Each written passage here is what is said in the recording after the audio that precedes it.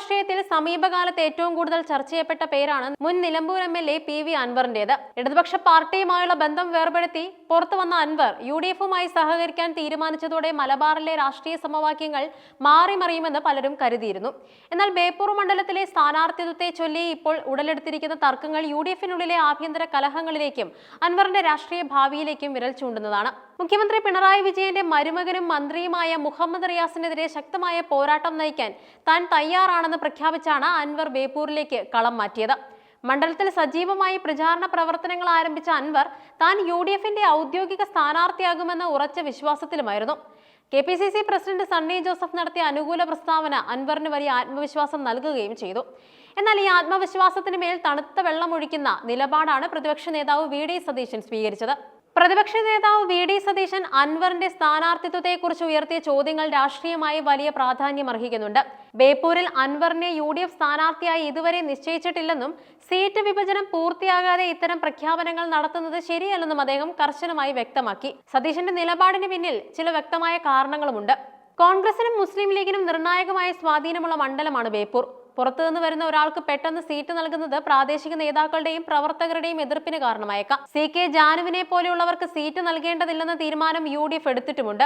സമാനമായ രീതിയിൽ അൻവറിനും പ്രത്യേക പരിഗണന നൽകേണ്ടതില്ലെന്ന് ഒരു വിഭാഗം നേതാക്കൾ വിശ്വസിക്കുന്നുണ്ട്. അൻവറിന്റെ ശൈലിയും കോൺഗ്രസിന്റെ രാഷ്ട്രീയ സംസ്കാരവും തമ്മിലുള്ള പൊരുത്തക്കേടുകൾ VD സതീശനെ പോലെയുള്ള നേതാക്കളെ അലട്ടുന്നുമുണ്ട്.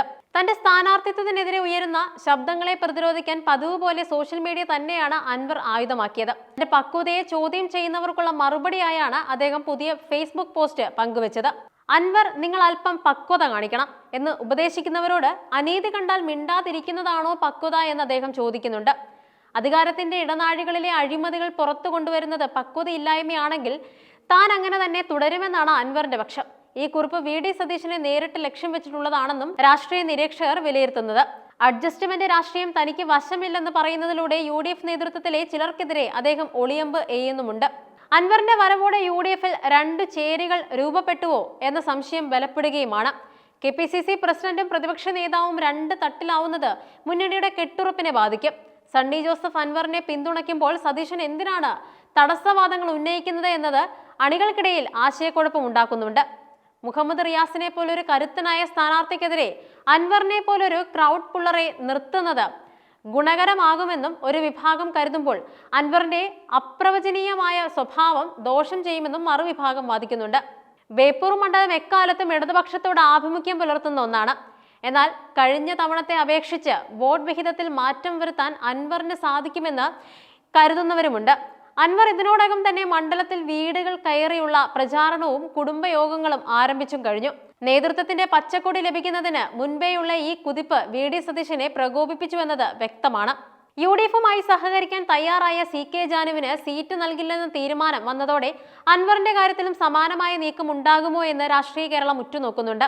അൻവർ ഉന്നയിക്കുന്ന ആരോപണങ്ങളും അദ്ദേഹത്തിന്റെ സമര രീതികളും കോൺഗ്രസിന്റെ ദേശീയ നയങ്ങളുമായി എത്രത്തോളം ചേർന്നു പോകുമെന്നതും ചർച്ചാ വിഷയമാണ്. ബേപ്പൂരിലെ അൻവറിന്റെ സ്ഥാനാർത്ഥിത്വം കേവലം ഒരു സീറ്റിന് വേണ്ടിയുള്ള തർക്കമല്ല, മറിച്ച് UDF-ന്റെ വരാനിരിക്കുന്ന രാഷ്ട്രീയ തന്ത്രങ്ങളുടെ പരീക്ഷണശാലയാണ്. VD സതീശന്റെ കർക്കശമായ നിലപാടുകൾക്ക് മുന്നിൽ അൻവർ വഴങ്ങുമോ അതോ സ്വതന്ത്രനായി മത്സരിക്കാൻ അദ്ദേഹം തയ്യാറാകുമോ എന്നത് കാത്തിരുന്ന് കാണേണ്ടതാണ്.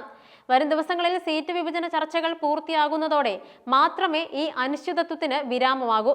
അൻവർ ഉയർത്തുന്ന അഴിമതി വിരുദ്ധ പോരാട്ടം ബേപ്പൂരിലെ വോട്ടർമാർ എങ്ങനെ സ്വീകരിക്കുമെന്നതും നിർണായകമാണ്.